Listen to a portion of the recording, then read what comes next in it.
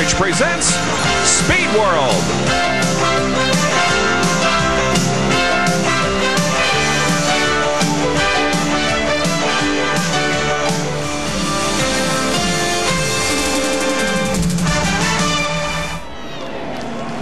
The field begins to move away and take a couple of warm-up laps before we get the green flag for tonight's Busch 500 Winston Cup race. It should be a dandy. Here is his starting lineup for the event. On the pole with a new track record is Terry Labonte, qualifying at 115.758 miles an hour, the Budweiser Chevrolet. Outside on row number 1 will be Jeff Bodine from Chemung, New York, and the number 5 Levi Garrett Exxon Chevrolet. In the second row, Ken Schrader in number 90, the Red Baron Frozen Pizza Ford. Outside of row number 2 will be Alan Kulwicki from Concord, North Carolina in the Xerox Antifreeze Aluguard Ford. Starting in row number 3 will be Harry Gant from Taylorsville, North Carolina in the Food Lion Skull Bandit Chevy. And outside on row number 3 will be Dale Earnhardt from Kannapolis, North Carolina in the Wrangler GM Chevrolet. Now in the fourth row, it'll be Ricky Rudd in the Motorcraft Ford, and outside of row number 4 will be Rusty Wallace from Fenton, Missouri.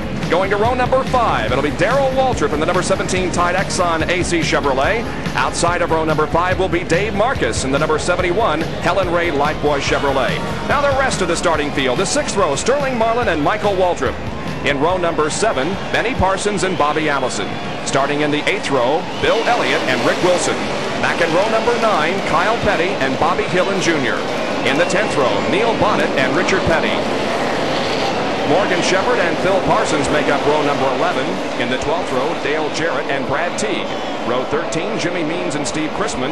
In the 14th row, Ronnie Thomas and Derek Cope. And in the 15th row, Buddy Arrington and Rodney Combs. The pace car dives off the high banking. Here comes the 30-car field led by pole sitter Terry Labonte.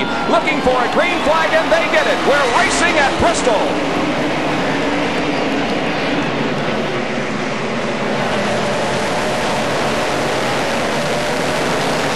Terry Labonte has jumped into the lead over Jeff Bodine and Alan Kulwicki as they complete lap number 1. The laps are very short here, about 15 seconds.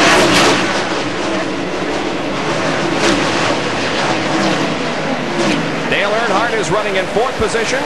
In 5th is Rusty Wallace. Ken Schrader is 6th, then Harry Gant. Start philosophy is always the first interesting moment of every Winston Cup race.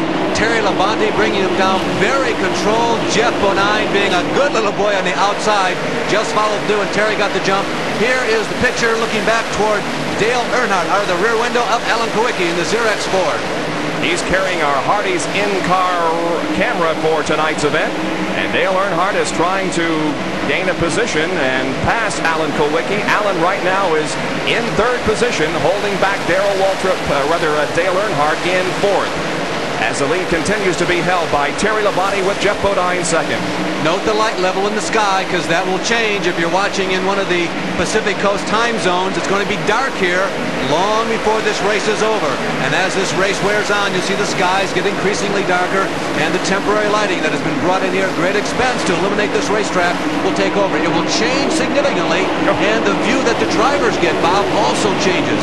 Already some sideways maneuvering out there on the racetrack as Rusty Wallace was almost sideways coming off turn number 4. It was nearly 3 abreast there in the 4th turn with Kulwicki, Dale Earnhardt, and Rusty Wallace. And you can see from the shots within the car that it is a relatively rough racetrack. I mean, well, Bob, it's rough because of the speed. You're covering so much ground in such a short period of time, and it's high banked. It's just impossible to make a half-mile high bank track smooth as satin. Back in the pack, we see Benny Parsons, Bobby Hillen Jr., and Kyle Petty contesting position. And right behind him, the number 4 yellow car driven by Rick Wilson. And the smoke from underneath Kyle Petty is undoubtedly tire rub. That is perhaps the most serious potential problem the crews face here. You have to set the car up relatively stiff to get the good speed out of it, but you also have to be careful that the tires do not rub against the sidewalls, the inside walls, and the bodywork. And that's what's happening right now to Kyle Petty.